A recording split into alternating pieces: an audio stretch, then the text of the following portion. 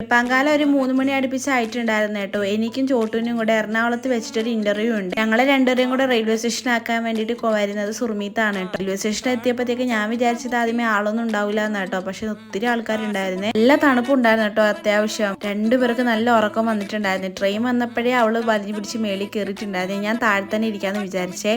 ഏകദേശം എറണാകുളം എത്താറായപ്പോഴത്തേക്ക് നല്ല കോട ഉണ്ടായിരുന്നു കേട്ടോ. വന്ന ട്രെയിനിലാണെങ്കിൽ നല്ല തിരക്കുവേ. നേരെ ഞങ്ങൾ മെട്രോ സ്റ്റേഷനിലോട്ടാട്ടോ പോയത്. ആദ്യമായിട്ടാട്ടോ ഞാൻ മെട്രോയിൽ കയറാനായിട്ട് പോകുന്നത്. ഇംഗ്ലീഷ് സിനിമയിലൊക്കെ ജസ്റ്റ് കണ്ടിട്ടുള്ളതേ ഉള്ളൂ. പക്ഷെ ഞാൻ ഇന്ന് ആദ്യമായിട്ട് കാണാൻ പോവാണേ. അതിന്റെ ഉള്ളിലുള്ള വാഷ്റൂമിൽ തന്നെ കയറി ഫ്രഷ് ഒക്കെ ആയിട്ട് നമ്മൾ അവിടെ ഇവിടെയൊക്കെ പുൽക്കൂടൊക്കെ നോക്കിക്കൊണ്ട് നടന്നു കേട്ടോ. അത് നമ്മൾ ട്രെയിൻ കയറാനായിട്ട് നേരെ നമ്മൾ മേളിലത്തെ പ്ലാറ്റ്ഫോമിലോട്ട് പോയിട്ടുണ്ടായിരുന്നു കേട്ടോ. സത്യത്തിൽ എനിക്കിത് കണ്ടപ്പോൾ ഭയങ്കര ഒരു സന്തോഷമായിട്ട് തോന്നിയത്. സിനിമയിലൊക്കെ കണ്ട കാര്യം ഇപ്പൊ നേരിട്ട് കാണുമ്പോൾ വല്ലാത്തൊരു സന്തോഷമേ. നമ്മളൊരു സുംബയുടെ ഒരു പടമില്ലേ, അതിനകത്ത് ഇങ്ങനെ മെട്രോന്റെ ഉള്ളിൽ വെച്ചിട്ട് ഇങ്ങനെ സുംബയൊക്കെ ആവുന്ന ആ ഒരു സീനാട്ടോ എനിക്ക് ഓർമ്മ പോകുന്നത്. മഹാരാജാസ് കോളേജിന്റെ അവിടെ ആയിട്ടോ ഇറങ്ങിയിട്ട് നേരെ ഞാൻ ഹെൽത്ത് സെന്ററിലോട്ട് ചെന്നിട്ടുണ്ടായിരുന്നു കേട്ടോ. ഹോമൊക്കെ പൂരിപ്പിച്ചു കൊടുക്കാണ്ടായിരുന്നു. പിന്നെ ഒരു എക്സാം ഉണ്ടായിരുന്നു കേട്ടോ. പിന്നെ നേരെ ലുലുമാളി വന്ന് ഫുഡൊക്കെ കഴിച്ച് കഴിഞ്ഞപ്പോഴായിട്ടോ സത്യം മനസ്സിലാക്കുന്നത് ചോട്ടു ഇന്ന് വീട്ടിലോട്ട് വരാനില്ലാന്ന്. പിന്നെ ഞാൻ നേരെ ട്രെയിനൊക്കെ കയറി വീടിന്റെ അവിടെ വന്ന് ഇറങ്ങി കേട്ടോ. ബാക്കിയുള്ള ഒരു വീഡിയോസ് എനിക്ക് എടുക്കാൻ പറ്റിയില്ല കേട്ടോ. ഫോൺ പെട്ടെന്ന് സ്വിച്ച് ഓഫ് ആവുകയോ ചെയ്തു കേട്ടോ. അപ്പൊ ടാറ്റാ.